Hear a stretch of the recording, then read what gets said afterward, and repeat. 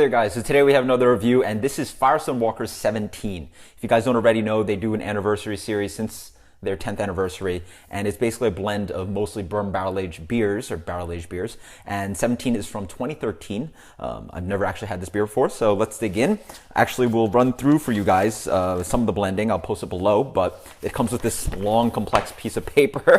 What does it say? 30% of bourbon barrel-aged and brandy barrel-aged Imperial Brown Ale. 25% of a bourbon barrel-aged English barley wine, 15% of Velvet Merkin, which is a bourbon barrel-aged oatmeal stout, 15% Parabola. So yeah, that's 85% of the beer. So it's mostly English barley wine and Imperial Brown Ale with 30% stout. So awesome stuff. Comes in at 13.3%. Actually, let's dig in a little more. Beer pours out in a nice kind of caramelly brown color, nice golden amber brown color. In the glass, it looks a little bit like a really dark English barley wine. You know, it sort of looks really dark brown, but yeah, it's like a murky copper, mahogany. Yeah, a rusty copper. Let's get the aroma on this. Oh, wow. That's awesome. It's really nice and liquor bourbon forward. Maybe a touch of the brandy, maybe a little bit of fruitiness, raisin, dark plums, but a lot of sweet bourbon coming through. Oh, it's really nice. It's really sweet and it's really bourbony. Behind that, there's also a wonderful amount of caramel, brown sugar, a little bit of toastiness. What is that? It's a complexity of sweetness. It's toffee, it's leaning towards butterscotch, it's brown sugar, it's caramel, really nice and sweet, but without being too cloying. It's a nice balance of the sweetness of the bourbon and also base beer, or the base beers. Dark fruits, vanilla, awesome stuff, oak character.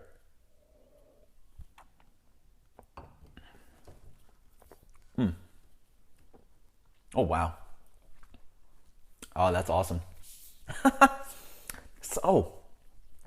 Such a complex beer. Wow.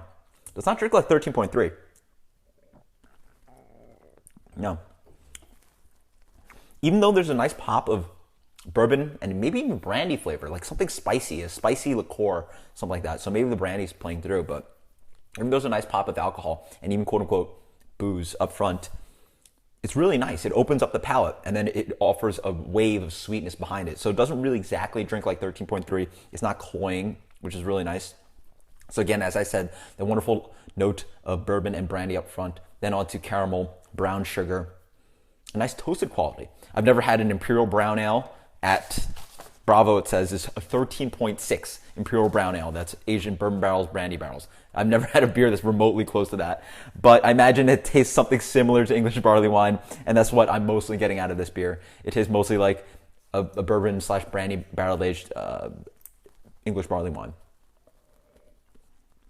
But I sort of get that toasty note, so maybe the brown ale's coming through. Brown ales, there's this toasty note of sort of like really toasted bread, and it's almost nutty, and it's really nice, and that's what this beer sort of has. So it's a combination of the sweetness of an English barley wine, the sweetness of a brown ale, a little bit of toastiness.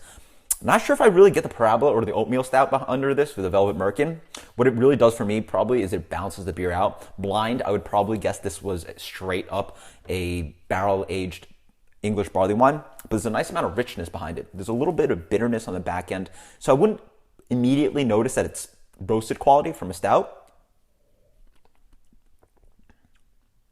But it offers a little bit of bitterness, so it's like offers a little bit of cacao, a little bit of coffee, and it offers a wonderful underlying balance of the beer that it doesn't really come through. Again, give this to me blind, I would have a hard time telling you, boom, there is stout in here. Like you can't trick me.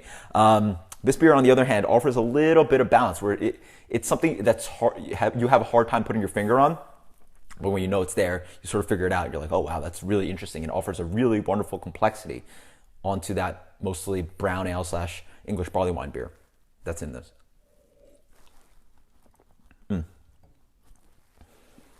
The liquor up front, the sweetness in the middle, the caramel, the brown sugar, the toasty note.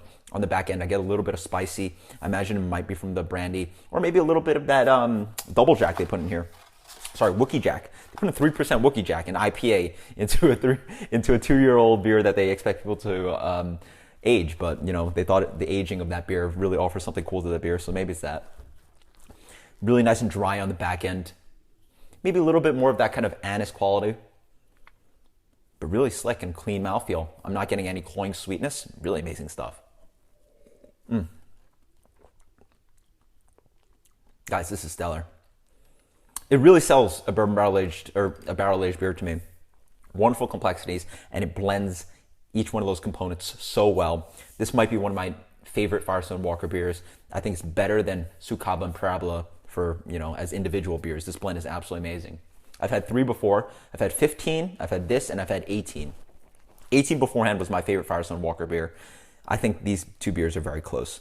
18 is one of my favorites because it has 38% Parabola, so a heavy dose of Parabola. It's a really cool beer, and I like blending Bourbon County and Bourbon County Barley Wine.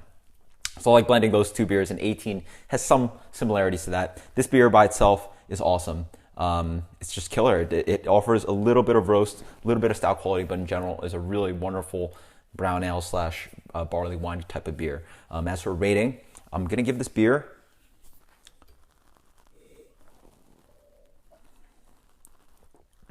that's amazing stuff. I'm going to give it a 99 minus. I don't know if I explained this to you guys before, but when I give beers 199, 97, 98, something like that, there's a little bit of tier issues within those single numbers. I feel it's a little bit, I'm being restrained by just giving it a specific number. So within 99, I think there are beers that are high tier 99, which can be hundreds of beers apart.